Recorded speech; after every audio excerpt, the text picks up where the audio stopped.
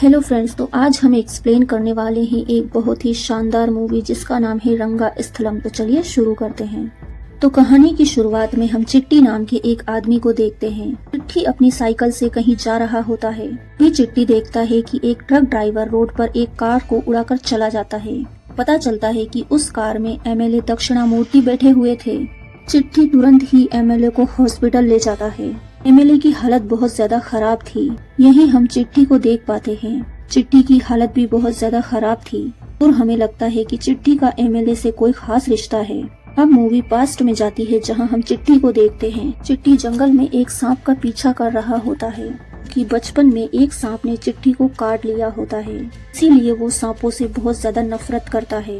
तो जैसे जैसे बड़ा होता गया वो सांपों के पीछे पड़ गया और उसे जहाँ कहीं भी सांप दिखते वो उन्हें मार डालता। इसे ही एक दिन चिट्टी जब सांप के पीछे पड़ा हुआ था तो उसे जंगल में एक घड़ी पड़ी हुई मिलती है। उस घड़ी को चिट्टी अपने पास रख लेता है। साथ ही हमें पता चलता है कि चिट्टी अपने जनरेटर से गांव में सभी को पानी देता है। साथ ही चिट्टी को कम सुनाई देता है।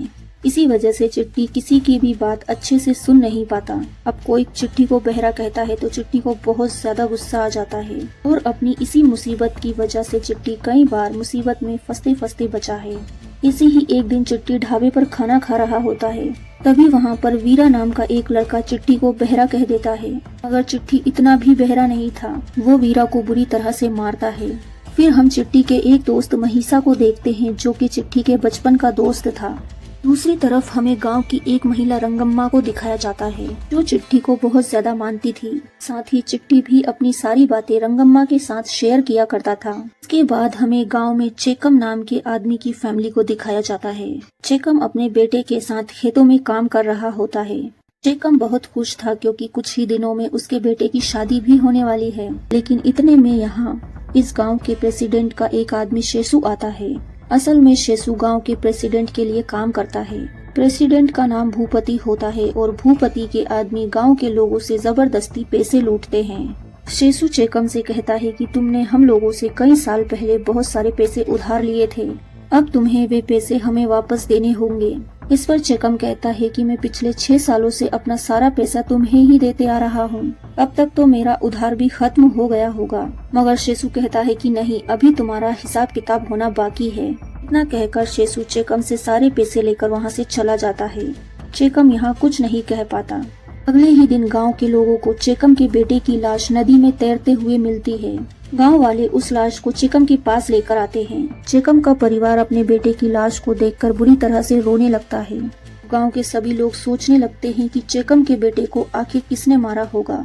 तभी वहां पर भूपति आता है और वो चेकम को झूठा दिलासा दिलाते हुए कहता है कि शायद भगवान को तुम्हारा बेटा कुछ ज्यादा ही पसंद आ गया, इसलिए उन्होंने उसे अपने पास बुला लिया। साथ ही भूपति चेकम को कुछ पैसे देकर वहां से चला जाता है। इसके बाद हमें भूपति के बारे में पता चलता है कि भूपति पूरे गांव पर राज करता था और हर बार गांव के चुनाव में भूपति ही जीतता था। अगर कोई भी आदमी भूपति के खिलाफ खड़ा होता तो भूपति उसे जान से मरवा देता था और यही कारण होता है कि कोई भी भूपति के खिलाफ खड़ा नहीं होता था। इसके कुछ दिनों बाद चिट्टी का बड़ा भाई कुमार गांव में आता है। असल में कुछ समय पहले चिट्टी का बड़ा भाई कुमार शहर में पढ़ाई करने के लिए गया था। वहीं चिट्टी भी अपने बड़े भाई से बहुत प्यार करता है। अब ये लोग जब घर जा रहे होते हैं तभी कुमार देखता है कि शिशु एक महिला को उसके घर से बाहर निकाल रहा होता है। कुमार शेषु से कहता है, तुम ऐसा क्यों कर रहे हो? शेषु कुमार को बताता है कि इस औरत के पति ने हमसे पैसे कर्जे पर लिए थे, मगर अब ये लोग पैसे देने से मना कर रहे हैं। ये सुनकर कुमार को उस औरत पर काफी दया आ जाती है। अब कुमार अपना पर्स निकालता है और शेषु को पैसे दे देता है और उस महिला का कर्जा चुका देता है। अब हमें पता चलता है कि कुमार बहुत ही दयावान इंसान है। इसके बाद चिट्टी और कुमार अपने घर आ जाते हैं। घर पर कुमार के मम्मी पापा उसे यहाँ देखकर बहुत ज्यादा खुश हो जाते हैं। यहाँ कुमार अपने घर वालों के लिए शहर से बहुत अच्छे अच्छे गिफ्ट भी लाया था। साथ ही चिट्टी के लिए वो एक चश्मा लेकर आया था। चश्मा देखकर चिट्टी बहुत ही ज्यादा खुश होता है। अब रात के समय कुमार चिट्टी को अपने साथ बाइक पर बिठाकर अपनी गर्लफ्रेंड से मिलने जाता है जो कि हॉस्टल में रहती है, जहाँ कुमार की गर्लफ्रेंड का नाम पद्मा होता है। पद्मा कुमार को देखकर बहुत ज्यादा खुश होती है क्योंकि ये दोनों काफी टाइम बाद मिले थे। इस वजह से बहुत सारी बातें करने के बाद ये दोनों भाई अपने घर आ जाते हैं। इसके अगले ही दिन इलेक्शन ऑफिसर रघु भूपति के घर आता है और वो भूपति से कहता है कि सरकार किसानों के लिए बैंक लोन मंजूर कर रही है, इससे किसानों को बहुत फायदा होगा। इस पर भूपति कहता है कि किसानों को बैंक लोन की कोई जरूरत नहीं है, हम लोग किसानों को खुद पैसा कर्जे पर देते हैं। असल में भूपति जानबूझकर गांव वालों को कर्जा देता था ताकि गांव वाले उसके सामने झुककर रहे और वो उन्हें पूरी जिंदगी बेवकूफ बनाकर उनसे पैसा लूटता रहे। रघु के काफी समझाने पर भी भूपति उसकी बात नहीं मानता। इस वजह से रघु नाराज होकर वहां से चला जाता है, क्योंकि रघु तो गांव वालों के लिए अच्छा ही सोच रहा था, मगर जब तक इस गांव में भूपति है तो वो कुछ नहीं कर सकता। ऐसे ही कुछ दिनों बाद गांव में एक सांप आ जाता है। जब चिट्ठी को इस बारे में पता चलता है तो चिट्ठी पूरे गांव में उस सांप को ढूंढने लगता है। वहीं सांप को ढूंढते ढूंढते चिट्ठी गलती से एक लक्ष्मी नाम की लड़की के घर पहुंच जाता है। उस टाइम लक्ष्मी अपने घर पर नहा रही होती है। लक्ष्मी चिट्ठी को वहां देखकर डर जाती है, वो जोर से चिल्लाती है और वो चिट्ठी को वहां से भगा देती है। चिट्ठी तो यहाँ लक्ष्मी को देखते ही उससे प्यार कर बैठता है। अब वो दिन रात बस लक्ष्मी के बारे में ही सोचने लगता है। इसके बाद चिट्ठी रंगम्मा से मिलने उसके घर जाता है। अब यहाँ चिट्ठी रंगम्मा को लक्ष्मी के बारे में बता रहा होता है। वो उसके बारे में बात कर ही रहा था कि तभी वहाँ पर लक्ष्मी भी आ जाती है। वहीं लक्ष्मी चिट्ठी से पूछती है, क्या तुम मेरे खेतों में अपने जनरेटर से पानी फेर दोगे? मगर यहाँ चिट्ठी को लक्ष्मी की आवाज अच्छे से सुनाई नहीं दे रही थी। इस वजह से वो रंगम्मा से पूछता है कि आखिर लक्ष्मी ने मुझसे क्या कहा था। रंगम्मा बताती है कि लक्ष्मी तुम्हें उसके खेतों में पानी डालने के लिए बुला रही थी। अब यहाँ चिट्ठी लक्ष्मी से कहता है कि मैं परसों तुम्हारे खेत में पानी डालने के लिए आ जाऊंगा, मगर 1 घंटे का तुम्हें 50 रुपए देने होंगे। अब यहाँ लक्ष्मी चिट्ठी को एडवांस में 50 रुपए दे देती है। यहाँ चिट्ठी भी खुश हो जाता है कि चलो इसी बहाने में लक्ष्मी से मिल तो सकूंगा। अब वो दिन आ जाता है जब उसे लक्ष्मी के खेतों में पानी देना था। वो लक्ष्मी के खेतों पर आ जाता है, जहाँ चिट्ठी के साथ उसका दोस्त महिषा भी होता है। इसके बाद चिट्ठी खेतों में पानी के लिए जनरेटर चला देता है और वो यहाँ लक्ष्मी को ही ताड़े जा रहा था, मगर तभी लक्ष्मी की नजर चिट्ठी पर पड़ती है और वो ये सब कुछ देखकर बहुत ही ज्यादा गुस्सा हो जाती है। लक्ष्मी कहती है कि मैं तुम्हें अच्छे से जानती हूँ, पानी देने के बहाने तुम मुझे ताड़ रहे हो। अगर आज के बाद तुमने मुझे इस तरह से देखा तो मेरे से बुरा कोई नहीं होगा। लक्ष्मी को इतने गुस्से में देखकर चिट्ठी वहाँ से भाग जाता है। अगले दिन चिट्ठी महिषा के साथ मेला देखने पहुंच जाता है, जहां मेले में उसे लक्ष्मी मिल जाती है। जहां चिट्ठी मेले में लक्ष्मी को कहता है मेरी मोटर के पैसे दो। लक्ष्मी उसे पैसे दे देती है। वो चिट्ठी से कहती है मेरे पास चूड़ियां खरीदने के लिए पैसे नहीं हैं, क्या तुम मुझे चूड़ियां दिला सकते हो? अब चिट्ठी भी खुशी खुशी लक्ष्मी को चूड़ियां दिला देता है। तभी उस मेले में 2 गुंडों की नजर लक्ष्मी पर पड़ जाती है। ये लफंगे लक्ष्मी से कहते हैं कि अगर तुम हमारे साथ चलोगी तो हम तुम्हें बहुत सारी चूड़ियां दिलाएंगे, मगर चिट्ठी को उन गुंडों की बात अच्छे से सुनाई नहीं देती। तो लक्ष्मी ये सब बातें सुनकर बहुत ज्यादा दुखी हो जाती है और वहाँ से जाने लगती है। अब यहाँ चिट्ठी महिषा से पूछता है कि लक्ष्मी गुस्सा होकर क्यों चली गई। अब महिषा उसे सारी बात बता देता है कि उन लफंगों ने लक्ष्मी को छेड़ा था। ये सुनकर तो चिट्ठी को बहुत जोरों का गुस्सा आ जाता है और वो उन दोनों गुंडों को बुरी तरह से मारने लगता है। तभी वहाँ पर उन दोनों गुंडों का भाई काशी भी पहुँच जाता है। चिट्ठी इन तीनों को ही बुरी तरह मारता है। तब कुमार आकर चिट्ठी को रोकता है। अगले दिन लक्ष्मी चिट्ठी से कहती है कि मैं नहीं जानती थी कि तुम मुझसे इतना ज्यादा प्यार करते हो। तुमने मेरे लिए उन गुंडों को पीटा है। और यहीं वो चिट्ठी से अपने दिल की बात भी कह देती है। हालांकि चिट्ठी तो यहाँ लक्ष्मी की बात सुन ही नहीं पाता कि उसने उसे आई लव यू कहा था, और अब वो मन ही मन सोचता रहता है कि आखिर उसने क्या कहा होगा। अब कुछ लोग उसे बताते हैं कि लक्ष्मी ने तुम्हें आई लव यू कहा है। ये सुनकर तो चिट्ठी बहुत ही ज्यादा खुश था। रात के समय चिट्ठी लक्ष्मी से मिलने के लिए चुपके से उसके घर जाता है। रात में चिट्ठी जब चुपके से लक्ष्मी को बुला रहा होता है तो लक्ष्मी के पापा चिट्ठी को देख लेते हैं और वो चिट्ठी से पूछते हैं कि तुम आखिर यहाँ इतनी रात को क्या कर रहे हो। थोड़ी ही देर में गांव वाले भी इकट्ठे हो जाते हैं। तभी चिट्ठी उनके पापा से कहता है मैं और लक्ष्मी एक दूसरे से प्यार करते हैं, मगर लक्ष्मी तो यहाँ अपने पापा की डर की वजह से सबसे झूठ कह देती है। वो कहती है कि मैं चिट्ठी को नहीं जानती, चिट्ठी ही हमेशा मेरा पीछा करता रहता है। अब लक्ष्मी की ऐसी बातों से चिट्ठी बहुत ज्यादा परेशान हो जाता है और आज ही से वो ठान लेता है कि आज के बाद वो लक्ष्मी से कभी नहीं मिलेगा। ऐसे ही एक दिन जब चिट्ठी उदास बैठा हुआ था तो रंगम्मा उससे कहती है, मैं जानती हूँ कि लक्ष्मी तुमसे बहुत प्यार करती है, मगर उसने जानबूझ के सबके सामने झूठ बोला है। मगर चिट्ठी को तो रंगम्मा की कोई भी बात पर यकीन नहीं होता। अगले दिन राजू नाम का एक किसान बहुत ज्यादा टेंशन में नदी के पास जा रहा था। उसे टेंशन में जाता देख चिट्ठी उससे पूछ लेता है कि राजू भाई साहब टेंशन में कहाँ जा रहे हो।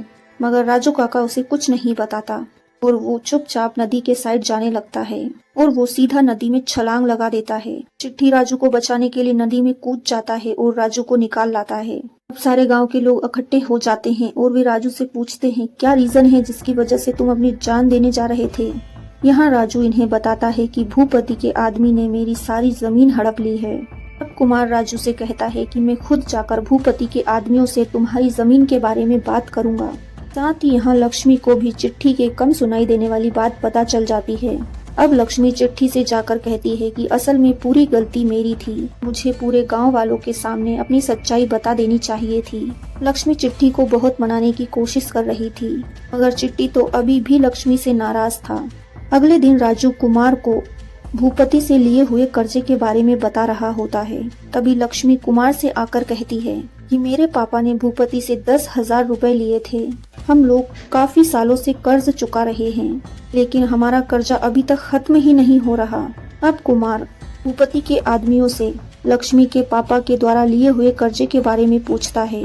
वहाँ भूपति के आदमी बताते हैं लक्ष्मी के पापा ने 10,000 नहीं बल्कि 20,000 रुपए उधार लिए थे। मगर कुमार को उनकी बातों पर यकीन नहीं होता, इसीलिए कुमार उन्हें कर्ज की डायरी दिखाने के लिए कहता है, मगर ये लोग उसे डायरी नहीं दिखाते। अब यहाँ इन लोगों के बीच हाथापाई शुरू हो जाती है।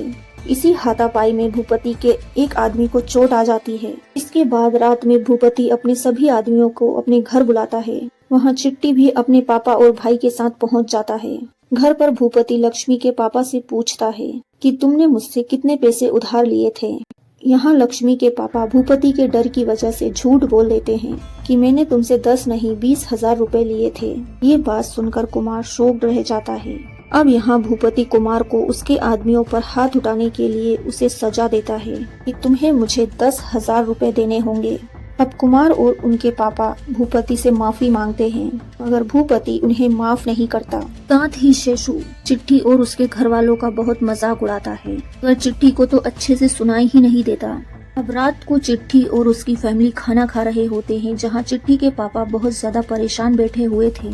खाना खाने के बाद चिट्ठी अपने फ्रेंड महिषा के साथ एक शॉप पर जाता है। अब दुकानदार चिट्ठी से कहता है कि शेषू ने तुम्हारी फैमिली का मजाक उड़ाकर अच्छा नहीं किया, तुम्हें उसकी बातें सुनकर बहुत दुख हुआ होगा ना। अब चिट्ठी महिषा से सुबह हुई सारी बातें पूछता है। महिषा भी चिट्ठी को बता देता है कि शेषू ने तुम्हारी फैमिली का सबके सामने मजाक उड़ाया था और वो शेषू के पास जाकर उसे बहुत बुरी तरह से पीटने लगता है। अगली सुबह लक्ष्मी चिट्ठी से मिलने आती है, मगर चिट्ठी तो लक्ष्मी को देखकर काफी ज्यादा गुस्सा हो जाता है, क्योंकि लक्ष्मी के पापा की वजह से चिट्ठी की फैमिली का बुरी तरह से मजाक बना था। चिट्ठी गुस्से में लक्ष्मी को एक चांटा भी लगा देता है और वो लक्ष्मी से कहता है कि मैंने तुमसे प्यार करके एक बहुत बड़ी गलती की है, तुम तो प्यार के लायक ही नहीं हो। इस पर लक्ष्मी चिट्ठी को जोरों से किस कर लेती है। चिट्ठी को पता चल जाता है कि लक्ष्मी सच में उससे प्यार करती है। तभी कुछ पुलिस वाले वहां आ जाते हैं और चिट्ठी को वे अपने साथ थाने ले जाते हैं। अब चिट्ठी को पुलिस से बचाने के लिए कुमार भूपति के पास भागते हुए जाता है। कुमार भूपति से अपने भाई की जिंदगी के लिए भीख मांगता है। भूपति कुमार से कहता है कि आज के बाद अगर तुम्हारे भाई ने मेरे किसी आदमी पर हाथ उठाया तो मैं उसे जान से मार डालूंगा।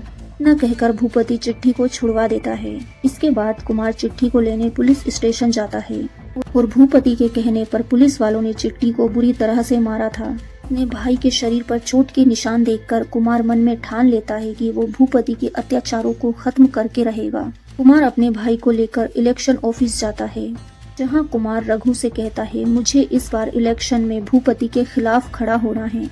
कुमार की ये बात सुनकर रघु बहुत खुश होता है कि चलो किसी में तो हिम्मत आई।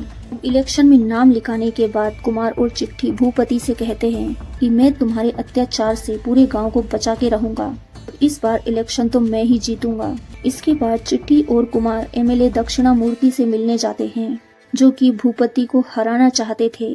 यहाँ दक्षिणामूर्ति कुमार की पूरी मदद करने के लिए मान जाते हैं। वो कुमार से कहते हैं कि इस बार तुम भूपति को हराकर साबित कर दो कि हमेशा जीत सच्चाई की होती है। इसके बाद कहानी प्रेजेंट में आती है, जहां डॉक्टर चिट्ठी को बताते हैं एक्सीडेंट होने के बाद दक्षिणामूर्ति का दिमाग चलना बंद हो गया है और वो कोमा में चले गए हैं। अब सभी लोग काफी ज्यादा घबरा जाते हैं। यही चिट्ठी सभी से कहता है कि मैं दक्षिणामूर्ति सर को ठीक करके रहूंगा। यहाँ चिट्ठी खुद से ही दक्षिणामूर्ति की देखभाल करने के लिए लग जाता है। यहाँ से मूवी वापस पास्ट में जाती है, जहाँ हम चिट्ठी को लक्ष्मी के साथ एक खेत में बैठे हुए देखते हैं। भी उस खेत में एक बाबा जी आ जाते हैं। वो चिट्ठी से कहते हैं कि तुम्हारे भाई ने भूपति के खिलाफ आवाज उठाई है, ये बात मुझे पता है, मगर आखिर में तुम्हारे भाई की भी मौत हो जाएगी। उस बाबा की ऐसी बातों से चिट्ठी अंदर से डर जाता है। इसी रात कुमार और पद्मा एक साथ बैठे हुए थे, जहां कुमार पद्मा से कहता है कि मेरे इलेक्शन जीतने के बाद मैं तुम्हारे पापा से तुम्हारा हाथ मांग लूंगा। उसी दौरान कुमार को झाड़ियों से कुछ आवाज आती है। वो उन झाड़ियों में देखने जाता है तो वो देखता है कि वो तो चिट्ठी है और वो चिट्ठी से कहता है कि तुम हमारी बातें छुपकर क्यों सुन रहे हो। पर चिट्ठी कुमार से कहता है कि मुझे इस बात का डर है कि कहीं भूपति के आदमी तुम पर हमला न कर दे, इसलिए मैं छिपकर तुम्हारी रखवाली कर रहा था। कुमार चिट्ठी से कहता है कि तुम टेंशन मत लो, मुझे कुछ नहीं होगा। अब अगले दिन कुमार और चिट्ठी इलेक्शन जीतने के लिए गांव वालों को अपनी तरफ वोट देने के लिए कहते हैं, मगर गांव का कोई भी आदमी भूपति के खिलाफ नहीं जाना चाहता था। इसके बाद कुमार गांव वालों का दिल जीतने के लिए एमएलए की हेल्प लेता है और वो गांव वालों के सारे कर्जे को माफ करवा देता है। और इसके बाद वो गांव वालों से कहता है कि आज के बाद तुम्हें भूपति को एक भी रुपया देने की जरूरत नहीं है, क्योंकि तुम्हारा कर्जा माफ हो गया है। मगर गांव वाले तो अभी भी कुमार को वोट देने के लिए राजी नहीं थे। एक दिन कुमार अपने घर बैठा हुआ था, तभी उसे एक आइडिया आता है।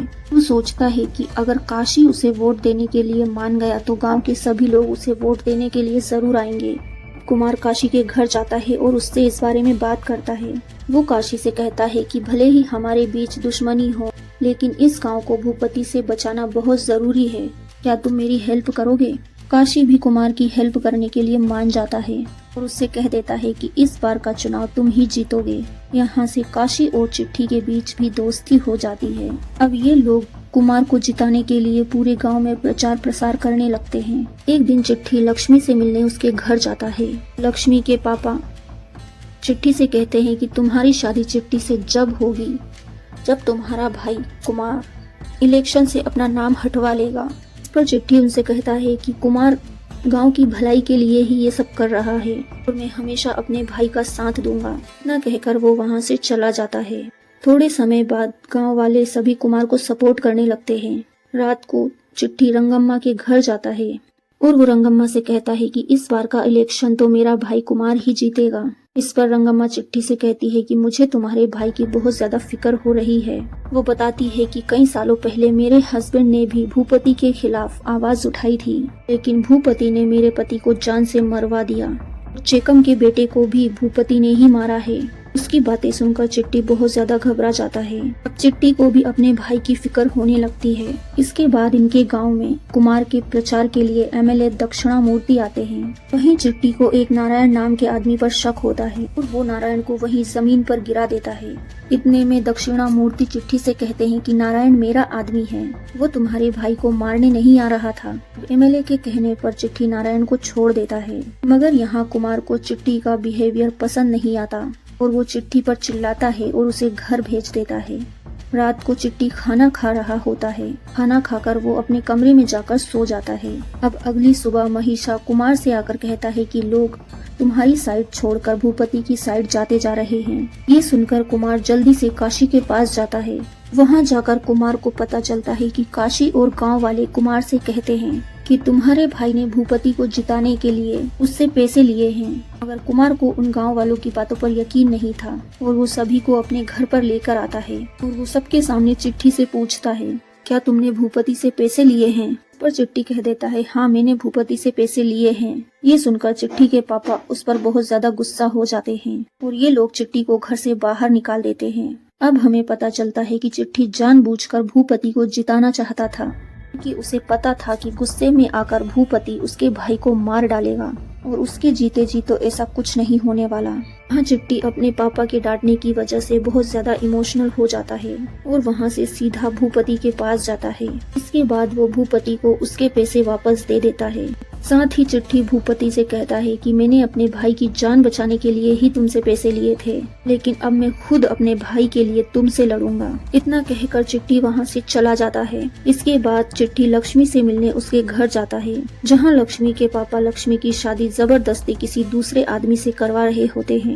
अब यहाँ चिट्ठी लक्ष्मी से कहता है कि मुझे नहीं पता था कि तुम मुझसे झूठा प्यार करती हो। मैं तो तुम्हारे लिए पूरी दुनिया से लड़ गया और तुम मेरे लिए अपनी शादी तक नहीं तोड़ सकती। इतना कहकर चिट्टी वहाँ से जाने लगता है। लक्ष्मी भी यहाँ चिट्टी को धोखा नहीं देना चाहती थी। लक्ष्मी खड़ी होती है और अपने बाप से कहती है कि तुम्हारे डर की वजह से मैं ये शादी नहीं कर सकती, क्योंकि आप जैसा बाप किसी बच्चे की भलाई नहीं सोच सकता। कहकर लक्ष्मी वहाँ से चली जाती है। इधर शेषु भूपति से कहता है कि इस बार इलेक्शन जीतना बहुत ही मुश्किल है, क्योंकि पूरे गांव वाले कुमार का साथ देना चाहते हैं और तुम्हें अपना नाम इलेक्शन से वापस हटा लेना चाहिए।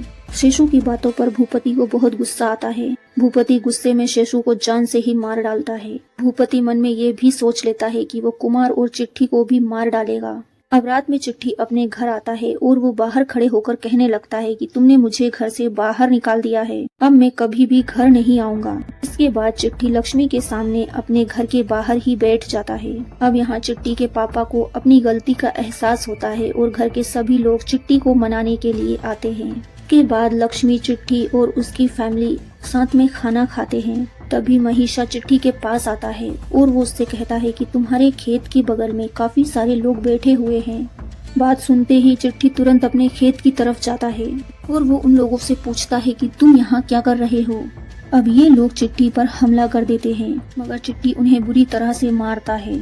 इधर कुमार पद्मा से मिलने के बाद घर आ रहा था। उसी समय गाँव के कुछ गुंडे कुमार पर हमला कर देते हैं। कुमार अपनी जान बचाते हुए वहाँ से भाग निकलता है, मगर फिर भी गुंडे लोग कुमार को पकड़ लेते हैं। अब जैसे ही वे लोग कुमार को मारने वाले होते हैं, तभी वहाँ चिट्टी पहुँच जाता है और वो उन सभी लोगों को बुरी तरह पीटकर अपने भाई को बचा लेता है। हालांकि कुमार को इस लड़ाई में काफी ज्यादा चोट आई थी। के बाद गुंडों को मार पीट कर वहाँ से भगा दिया जाता है। चिट्ठी अपने भाई को एक दुकान पर पानी पिलाने के लिए बैठाता है। जैसे ही चिट्ठी पानी लेकर आता है तो वो देखता है कि किसी ने कुमार का गला काट दिया है, जिससे कुमार छटपटा रहा था। ये देखकर तो चिट्टी बहुत ही ज्यादा घबरा जाता है। चिट्ठी अपने भाई से पूछता है कि तुम्हें किसने मारा है, मगर कुमार जो भी नाम लेता है चिट्ठी उसे सही से सुन नहीं पा रहा था। अब यहाँ कुमार मर जाता है। अब कुमार को मरा हुआ देखकर चिट्टी अंदर से बहुत ज्यादा टूट जाता है। अब जब ये खबर चिट्टी के माँ बाप को मिलती है कि कुमार इस दुनिया में नहीं रहा, उसके फैमिली वाले बुरी तरह से रोने लगते हैं। इसके बाद चिट्ठी और गांव वाले मिलकर भूपति के घर पर हमला कर देते हैं, मगर उन्हें घर पर भूपति नहीं मिलता कि भूपति तो पहले ही वो हवेली छोड़कर जा चुका था। इधर चिट्टी भूपति को पूरे गांव में ढूंढ रहा होता है, मगर काफी ढूंढने के बाद भी उसे भूपति नहीं मिलता। इसके बाद सारे गांव वाले रंगम्मा को गांव का प्रेसिडेंट बना देते हैं और रंगम्मा सभी से ये वादा करती है कि आज के बाद गांव में कोई भी गलत काम नहीं होगा। हाँ, चिट्टी भी रंगम्मा के प्रेसिडेंट बनने से बहुत खुश होता है। इसके बाद चिट्ठी रंगम्मा के साथ मंदिर जाता है। तभी चिट्टी को उस आदमी का नाम याद आ जाता है जिस आदमी ने कुमार को मारा था। इसके बाद चिट्ठी जल्दी से दक्षिणामूर्ति के पास जाने के लिए निकलता है। तभी रास्ते में एक ट्रक वाला दक्षिणामूर्ति की कार में टक्कर मार के निकल जाता है और ये वही सीन होता है जिसे हमने कहानी की शुरुआत में देखा था। अब कहानी प्रेजेंट में आती है, जहाँ चिट्टी अपने दिल से चिट्टी दक्षिणामूर्ति की सेवा में अपनी जी जान लगा देता है। वहीं चिट्टी के घर वाले उसे अपने साथ घर ले जाने के लिए आते हैं, मगर चिट्टी का कहना था कि जब तक एमएलए को होश नहीं आ जाता तब तक मैं कहीं नहीं जाऊंगा। एक दिन चिट्टी देखता है कि दक्षिणामूर्ति की सांसें अपने आप चलने लगी हैं। ये देखकर वो बहुत खुश होता है। तुरंत ही डॉक्टर को ये बात बता देता है। अब डॉक्टर दक्षिणामूर्ति को चेक करने के बाद चिट्टी से कहते हैं कि तुम्हारी मेहनत रंग लाई। अब से 2 महीनों में दक्षिणामूर्ति पहले की तरह सही हो जाएंगे। इसके बाद हमें कहानी में 2 महीने बाद का सीन दिखाया जाता है, जहां एमएलए पूरी तरह से ठीक हो गया है, साथ ही वो सीएम भी बन गए हैं। काफी सारे लोग दक्षिणामूर्ति से मिलने आते हैं, जहाँ चिट्टी भी लक्ष्मी के साथ उनसे मिलने आया था। इसके बाद चिट्टी अकेले कमरे में जाकर दक्षिणामूर्ति से मिलता है, जहाँ एमएलए चिट्ठी से पूछते हैं कि आखिर भूपति भागकर कहाँ गया था। इस पर चिट्ठी कहता है कि भूपति गांव के बाहर भाग गया था, लेकिन मैंने उसे ढूंढकर हमेशा के लिए मार दिया है। ये सुनकर तो दक्षिणामूर्ति भी चौंक जाते हैं, क्योंकि किसी को भी पता नहीं था कि भूपति मारा गया। अब चिट्ठी दक्षिणामूर्ति से कहता है कि भूपति के मरने के बाद अब आपकी बारी है। चिट्टी की बात सुनकर तो दक्षिणामूर्ति काफी ज्यादा घबरा जाते हैं। चिट्टी कहता है कि मेरे भाई ने मरने से पहले नारायण का नाम लिया था और नारायण तुम्हारे लिए काम करता है। इसका मतलब तुमने ही मेरे भाई को मरवाया है। अब दक्षिणा चिट्ठी को सारी बात बताता है। वो कहता है कि तुम्हारा भाई मेरी बेटी पद्मा से प्यार करता था, मगर मैं अपनी बेटी की शादी तुम्हारे जैसे भिखारी खानदान में कैसे कर दूं? इसीलिए मैंने तुम्हारे भाई को मरवा दिया था। अब चिट्ठी गुस्से में कहता है कि जब मैं तुम्हें मारने आ रहा था तभी एक ट्रक ने आकर तुम्हें रास्ते में ही उड़ा दिया था, मगर तुम्हें ऐसे मरता हुआ देखकर मुझे अच्छा नहीं लगा, क्योंकि मुझे तो तुम्हें अपने हाथों से मारना था।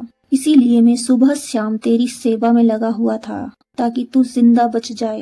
इतना कहकर चिट्टी दक्षिणामूर्ति को जान से मार डालता है। इस तरह से चिट्टी अपने भाई का बदला पूरा कर लेता है। इसी के साथ ये मूवी यहीं पर खत्म होती है। आपको ये मूवी कैसी लगी कमेंट्स में जरूर बताएं। Thanks for watching.